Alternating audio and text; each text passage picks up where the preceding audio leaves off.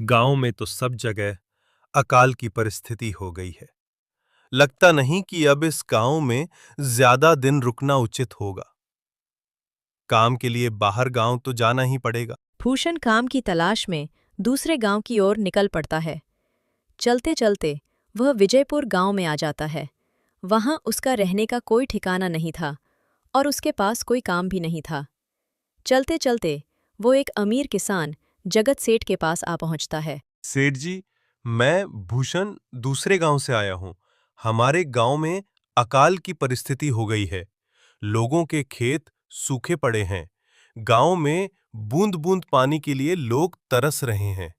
अगर मुझे आपके पास कुछ काम मिल जाएगा तो बहुत कृपा होगी बड़े भाई। अरे रे रे, लगता है तुम्हारी हालत बहुत खस्ता हो गई है। ठीक है, वैसे मेरे पास एक काम तो है, पर लगता नहीं कि तुम वो कर पाओगे। सेठ जी, आप चिंता ना करें। मुझे आप कोई भी काम दे सकते हैं। मैं वो काम पूरी मेहनत और ईमानदारी से करूंगा। अच्छा ठीक है भूषण, तो कान खोल कर सुन लो। मेरे पास 50 गायें और 50 भैंस हैं। तुम्हें हर रोज उन जानवरों का गोबर निकालना होगा और रोज सुबह शाम उन्हें चारा पानी देना होगा। महीने के आखिर में तुम्हें इस काम के लिए 200 रुपए मिलेंगे। और हाँ, 2 वक्त का खाना भी हमारी तरफ से मुफ्त दिया जाएगा। बोलो, क्या तुम ये काम कर पाओगे? 50 गाय और भैंसों को संभालना आसान काम नहीं है, पर अब मैं कुछ कर भी तो नहीं सकता। और ऊपर से सेठ जी 2 वक्त का खाना भी दे रहे हैं। ठीक है सेठ जी, मैं ये काम कर लूंगा, पर एक विनती है। हाँ बोलो भूषण, क्या बात है? अगर आपको समस्या ना हो तो क्या मैं आपके गायों के साथ गौशाला में रह सकता हूँ? सेठ जी, मैं इस गांव में नया हूँ। मेरा रहने का कोई ठिकाना नहीं है। जग्गा सेठ थोड़ी देर तक सोचता है और भूषण को ऊपर से नीचे तक देखने के बाद उससे कहता है। ठीक है भूषण, तुम गौशाला में रह सकते हो। जी धन्यवाद सेठ जी। तब से भूषण गौशाला में रहकर अपना काम करने लगता है। वह रोज जल्दी उठकर गाय और भैंसों का गोबर निकालता, उन्हें चारा डालता और समय पर पानी भी पिलाता था। हर रोज भूषण अपना काम ईमानदारी और पूरी मेहनत से करता था। जगत सेठ को भी भूषण का काम बहुत पसंद आने लगा, क्योंकि वह अपना काम सफाई से करता था। एक दिन जगत सेठ भूषण को बुलाकर उससे बोलता है। भूषण, मुझे तुम्हारा काम बहुत पसंद आया है। तुम गाय और भैंसों का अच्छा ख्याल रख रहे हो, इसलिए दूध की गुणवत्ता भी बढ़ गई है और गाय पहले से ज्यादा दूध भी दे रही हैं। इसलिए मैं आज से तुम्हारी तनख्वाह बढ़ाकर पूरे 400 रुपया कर रहा हूँ। आपका बहुत बहुत धन्यवाद सेठ जी। कुछ दिन ऐसे ही बीतने लगते हैं। भूषण जगत सेठ के पास बहुत मेहनत और ईमानदारी से काम करता है। धीरे धीरे भूषण के पास अच्छा खासा रुपया जमा हो जाता है, जिससे वो अपने लिए छोटा सा रहने लायक एक कुटिया बनवा लेता है। उस गौशाला में सोकर तो नाक से गोबर की गंध अभी भी नहीं जा रही। अब आखिरकार मुझे अपने घर में चैन से सोने को तो मिलेगा। तब से भूषण जगत सेठ के पास गौशाला में काम करने आता और 2 वक्त का खाना खाकर अपने घर सोने के लिए चला जाता था। कई साल ऐसे ही बीत जाते हैं। भूषण की मेहनत के कारण उसके पास अच्छा खासा रुपया जमा हो जाता है। एक दिन भूषण जगत सेठ से बोलता है। सेठ जी, आजकल गांव में चोरी की समस्या बहुत बढ़ गई है और मेरे पास कुछ रुपए भी जमा हैं जो मैंने अपने घर में रखे हुए हैं, पर मुझे उन पैसों की चोरी की चिंता हो रही है। आपको तो पता है कि मैं दिन भर आपके पास ही काम करता हूँ और सिर्फ रात में ही घर सोने जाता हूँ। इसलिए मुझे रोज उन पैसों की चोरी की चिंता सताती है। हाँ भूषण, तुम बात तो बिल्कुल सही कह रहे हो। आए दिन गांव में नए नए चोरी के किस्से सामने आ रहे हैं और दिन भर तो तुम्हारा घर खाली ही रहता है, तो चोरी होने की संभावना तो जरूर है। जगत सेठ थोड़ी देर सोचता है और फिर भूषण से कहता है। देखो भूषण, ऐसे समय में तो गांव में एक ही जगह है जहां पर तुम्हारा धन सुरक्षित रह सकता है, और वो है जमींदार का घर। क्या जमींदार का घर? मार्टसेन, इस गांव के जमींदार बहुत ईमानदार और दयालु हैं। ऐसा मैंने कुछ लोगों से सुना है, और उनके घर पर बहुत सारे पहरेदार भी हैं, तो चोरी होने की संभावना बहुत कम है। तुम अपने पैसे उनके पास रख सकते हो। अच्छा, ऐसा है क्या सेठ जी? ठीक है, फिर आज ही मैं जमींदार जी से मिलकर बात करता हूँ और उन्हें अपनी समस्या बताता हूँ। उस दिन भूषण जमींदार जी के घर उनसे बात करने जाता है। एटू रुको, कहाँ अंदर आए जा रहे हो? वहीं रुक जाओ। जी, मुझे जमींदार जी से मिलना है। मुझे उनसे कुछ काम है। क्या काम है तुमको उनसे? मुझे जरा बताओ। जी, मुझे कुछ पैसे रखवाने थे उनके पास। यही काम के लिए आया था मैं। अच्छा, ठीक है, तुम अंदर जा सकते हो। नमस्ते जमींदार जी। मैं भूषण जगत सेठ के यहाँ काम करता हूँ। कुछ साल पहले ही मैं दूसरे गांव से यहाँ आया हूँ। अच्छा भूषण, बोलो तुम्हारा क्या काम है मेरे पास? जमींदार जी, मैं सालों से जगत सेठ के पास काम कर रहा हूँ और मैंने कुछ रुपए भी जमा कर लिए हैं। पर बात यह है कि गांव में चोरी की समस्या बहुत बढ़ गई है, तो मुझे अपने रुपए घर में रखने से डर लग रहा है। अच्छा, कितने रुपए जमा किए हैं तुमने? जमींदार जी, यही कोई 5 से 6 हजार होंगे मेरे पास। वाह, ये तो बड़ी रकम है। मैंने आपकी ईमानदारी के बारे में लोगों से बहुत सुना है, इसलिए मैं अपनी रकम आपके पास कुछ वक्त के लिए रखने आया हूँ। हाँ भूषण, तुमने बिल्कुल सही सुना है। तुम्हारी रकम मेरे पास पूरी तरह से सुरक्षित रहेगी। तुम अब चिंता ही छोड़ दो, मैं सब देख लूंगा। भूषण अपने पैसों की थैली जमींदार को दे देता है। ये पूरे RS5 पेट निर्णय आप गिनकर देख लीजिए। गिनने की क्या जरूरत है? तुम तो जगत सेठ के आदमी हो। मुझे तुम पर पूरा विश्वास है। जमींदार जी, आपका बहुत बहुत धन्यवाद। अब मुझे चोरों का कोई डर नहीं है, क्योंकि मेरे पैसे सुरक्षित हाथों में हैं। अरे भूषण, कोई बात नहीं। धन्यवाद तो मुझे बोलना चाहिए जो तुम मेरे पास आए अपने रुपए रखने के लिए। भूषण अपने पैसे जमींदार को देकर अपने घर चला जाता है। हाँ भूषण, तुम्हारे पैसे मेरे हाथों में ही अच्छे लगते हैं। ऐसे ही भूषण ईमानदारी और मेहनत से जगत सेठ के यहाँ काम कर रहा था। देखते ही देखते 2 साल ऐसे ही बीत जाते हैं। एक दिन भूषण सोचता है। अब बहुत साल हो गए जगत सेठ के यहाँ काम करते हुए। वैसे सेठ जी तो बहुत अच्छे इंसान हैं, पर सोच रहा हूं कि खुद की जमीन लेकर उस पर मेहनत करूं, तभी मैं बड़ा आदमी बन सकता हूं। अब जो मेरे पास थोड़े कुछ पैसे हैं और जो जमींदार के पास कुछ पैसे संभालने के लिए दिए हैं, वह जमा करके थोड़ी जमीन खरीद लूंगा। आज ही जमींदार से मिलने जाता हूँ और अपने रुपए मांगता हूँ। यह सोचकर भूषण जमींदार जी के घर चला जाता है। जमींदार जी, मैं अपने रुपए वापस लेने आया हूँ। आपके पास मैंने 5,800 रुपए दिए थे संभालने के लिए। अरे भाई साहब, मैंने पहचाना नहीं आपको। वैसे कौन हो आप? अरे जमींदार जी, मैं भूषण हूँ। पिछले साल मैंने आपको पैसे संभालने के लिए दिए थे। याद आया कुछ?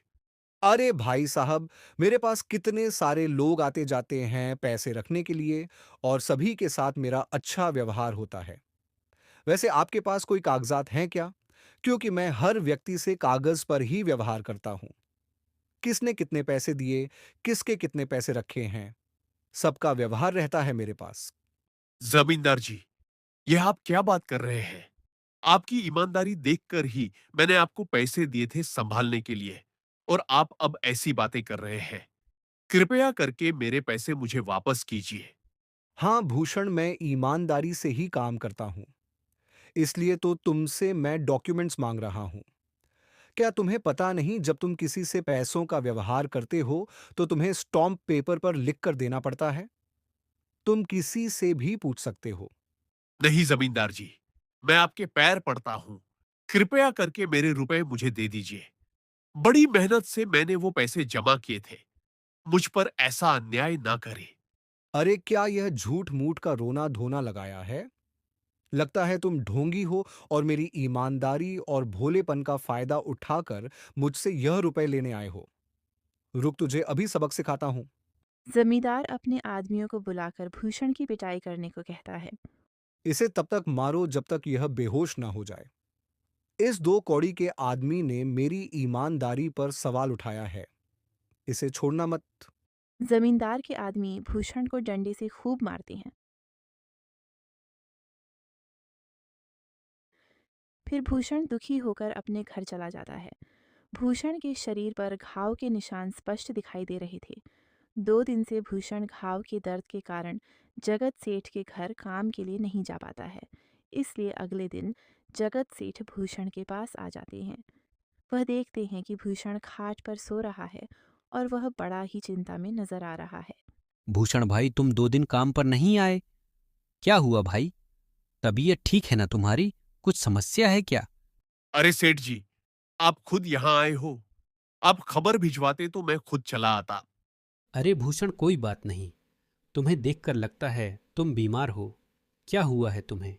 जगत सेठ, क्या बताऊं, जिस जमींदार के पास पिछले साल मैंने अपने पैसे संभालने को दिए थे, वो आज मुझे पैसे वापस नहीं करना चाहता।